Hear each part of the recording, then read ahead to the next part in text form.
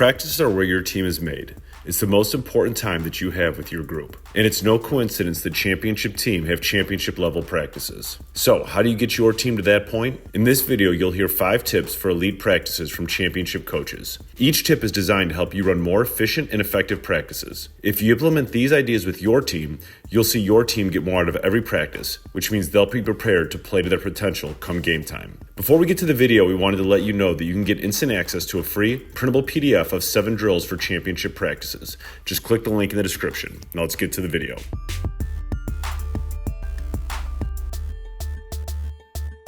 Something that's been really beneficial for me on my practice plan is I have extra columns off to the side, which allows me to have all of my teams predetermined prior to practice, whether we're splitting even that day or whether we're going to have top 5 versus next 5, or if we're going to have 3 teams out there. Like some of the drills you'll see in these practices, we'll have 3 different teams rotating through, and it allows me just to fire off names and colors and have taken the time prior to practice to think about where I want guys and the matchups I want, as opposed to standing at practice and looking around and pointing and thinking and counting guys off. Like, it's already done. And so we just typically, they'll go to get a drink after a drill. I'll start shouting out what their team they're on. By the time they get done with their water, they've got the proper color jersey on and we're ready to roll.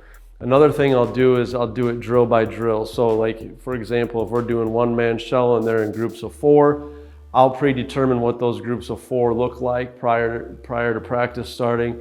And that way, when it's time to run that drill, I point at a basket, I send 4 guys there, I point at the next basket, send 4 guys there. We get organized super fast. I get the guys going against each other that I want to see going against each other. And to me, it just makes practice more seamless, moves along quicker. There's no indecision amongst the players, or for that matter, like picking their buddies to go to their hoop with them. Because sometimes I intentionally put them in groups that they're not going to want to be in, and just to see how they respond. So that's really been beneficial for me to take care of all those things prior to practice, have it right there on the side of my practice plan. So as I peek at what's next, I can see who's going to be where, and it just allows us to be much more efficient with our practices.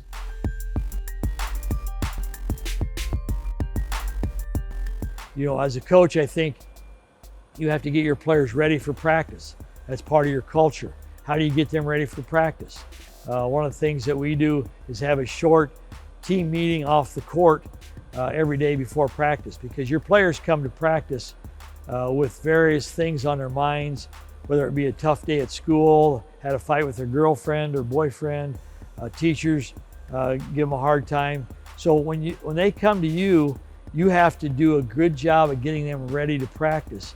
And we do this in a classroom setting, whether it's 5 minutes, 10 minutes, 1 minute, it doesn't make any difference, but we think that has a lot to do with getting the kids ready for practice and building trust between them and you as a coach. Again, the trust building thing is something that I will continue to go over in more videos. How we build that trust, I think, is something that needs to be directed toward coaches and given some help with. I think it's really important that your assistant coaches have multiple and meaningful roles within your team. I think it keeps them engaged. It also allows you to tap into the multiple resources and the expert resources that are going to help you build a successful team. Some of the different duties that our assistant coaches are in charge of are guards, posts, data entry, stat keeping, substitutions. We have an assistant that is solely in charge of our scout team and upcoming preps. We also have another one that's in charge of our player of the week. Ultimately, I think it's important to have ongoing communication with your assistant coaches because you truly value their knowledge and what they bring to the table each day for your program.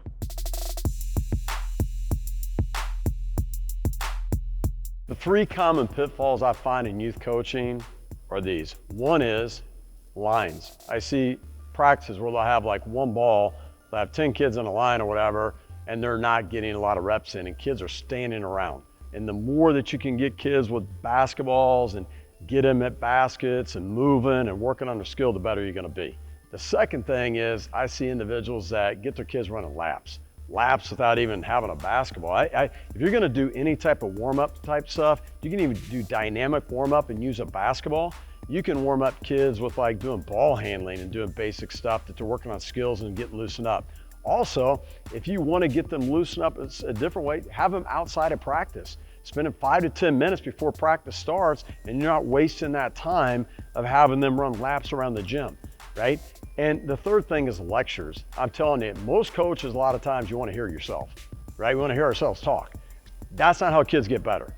So you got to make sure you make your communication with the kids short and succinct. Give them certain cues, maybe things that they need to work on, and show it to them and go do it. If you're correcting them, again, stop, explain to them, maybe ask questions, probing questions, show them something and move on. But don't spend a ton of time giving them lectures, because the kids are gonna get better from doing things in practice, not by hearing you.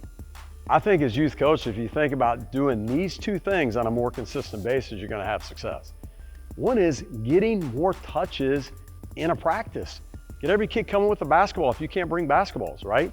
Right? So now, and you have multiple baskets, get them moving, get them doing things, get them getting reps, and then make sure they're having fun. Make sure they enjoy walking in the doors, right? That they're enjoying the drills and skills you're working on, and they feel good about themselves. So when they walk out the doors, they had fun, they want to come back again. You implement those two things, you're going to find yourself be more successful as a youth coach.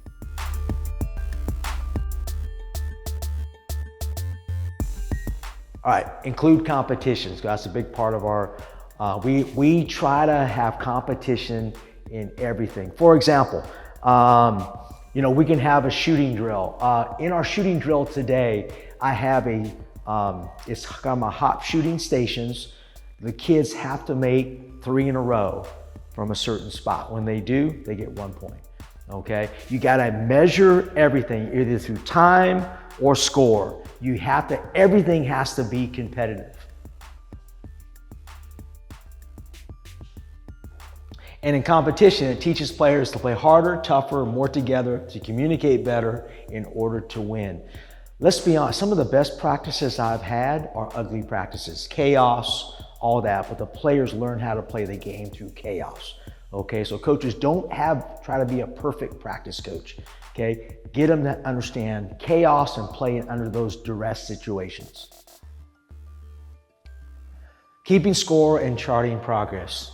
Okay, you'll see in our practices that we keep score on everything.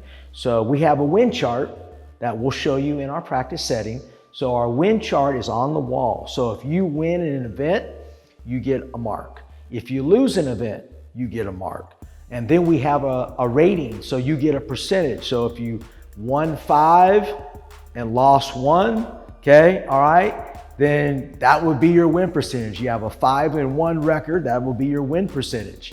All right, and that's how we rank our players on the win chart. So every player in our program is ranked from 1 to 18 or 20.